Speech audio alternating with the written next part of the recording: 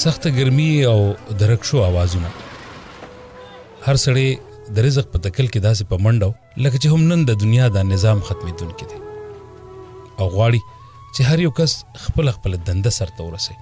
د یو بل نه خبره، یو بل سره په غوسه او په بد نیت به لکه د میګو د یو بل سره په تلو راتلو کې جګړې کولې.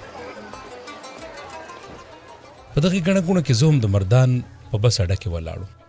د ګرمۍ د لاسه د یو دیوال په خوا کې مې ځان د بلې سوري ته ودرولو. ګورم چې ډېر د لرې نه په یو بوډۍ مور مې نظر پرېوت. پته نه لګي ما ته ولې دا احساس بار کېده چې دا مورجانه هم زما په تکل را روانه ده. ما هم ځان د دیوال له سوري نه لږ را دېخوا کړ او ګاډي ته د ختلو په اراده ومه چې خپل بیګ مې راوچت. خو بیا هم د دې مور راتګ زما خپې شلې کړې. دا مورجانه د عمر په داسې حصه کې وه چې د ژوند ستړو او کړاوونو ورله د لاسونو د نصیب کرښې ورانې کړې.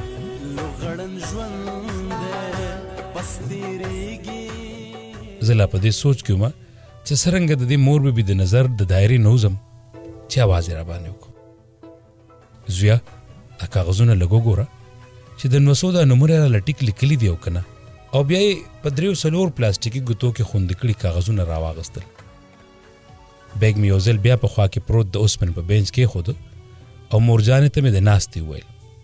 مور بي په خپله توره لوپټه د ګونجي مخ خولې وچې کړې او زما طرف ته ډېر په تجسس باندې وکتل. کاغذونه مې کتل، د ایمل، بریالي او شاندانې په نوم د سکول د پرېښودو سرټیفیکېټونو. ورته مې ویل مورې دا خو د سکول د پرېښودو سرټیفیکېټونه دي، دا ماشومان دې ولې د سکول نه راوویستل؟ مور بي لږه خاموشه شوه او د مردان د اډې په خوله کې د خلکو په منډو تړلو کې چېرته ډېره لرې لاړو. زه هم خاموش ولاړم په انتظار وم چې کله به دا مور بي خپله خاموشي ماتوي. خو په دې کې په خوا کې دوکاندار په اواز وکړو ببو دې بینچ نه پاسه دغلته کښېنه. او دې سره د مور بي د سوچ لړۍ ماتې شوې. وای زویا موږ بې وطنه خلک یو، زموږ وطن نشته. په کابل جنگ شو، هر څه مو بایلل او مات ګوډ دې وطن ته رالو. کورونه مو آباد کړل، وخت تېرېدل، څه توده سړه مو کوله او خاوند مې بیا واپس کابل ته لاړ او مغلته مړ شو. او زه د ورکوټي زوی سره هم په دې وطن کې نیمګړی پاتې شو.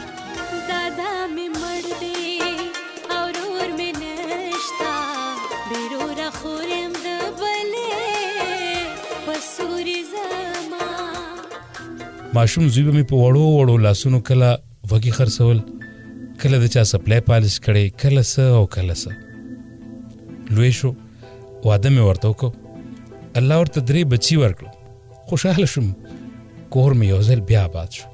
خو غریبي مې د کوره لا نړه او د بې بسۍ له وجې مې زوی د ملک بهر لاړو. نن زه د خپل 900 انګور سره د کرایې په کور کې اوسم.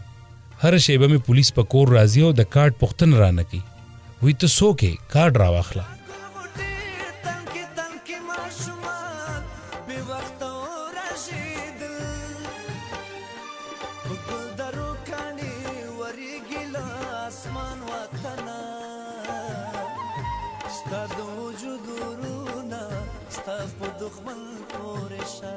مورجان راته په یو سال لګیا وه او زه د دغې مور بي د ژوند په دې سفر کې ورسره د یو لفظ ملګری و.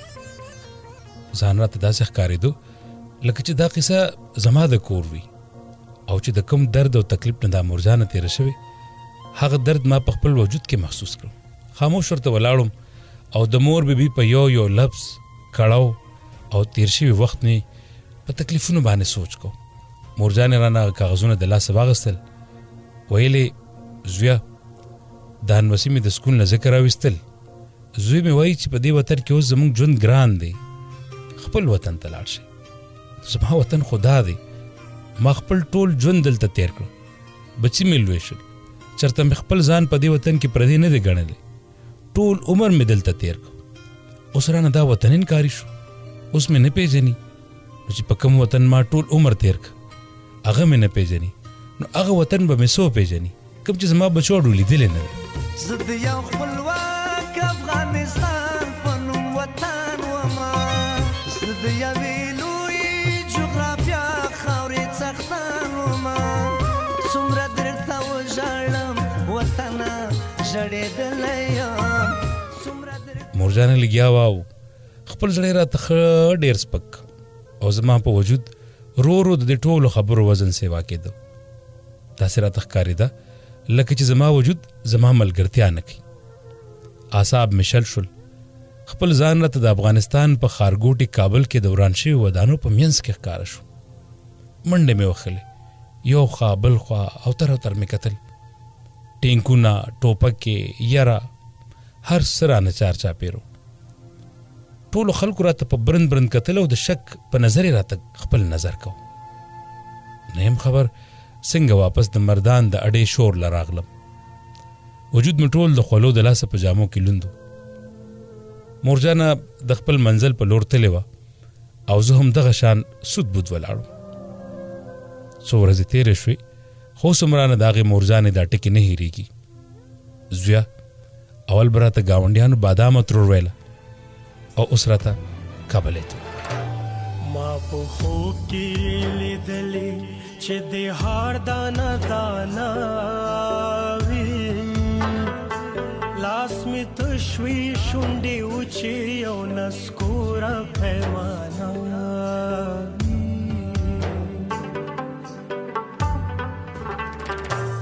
ستا د ښار ټولې کوڅې وي د رقیب لښکر نیولي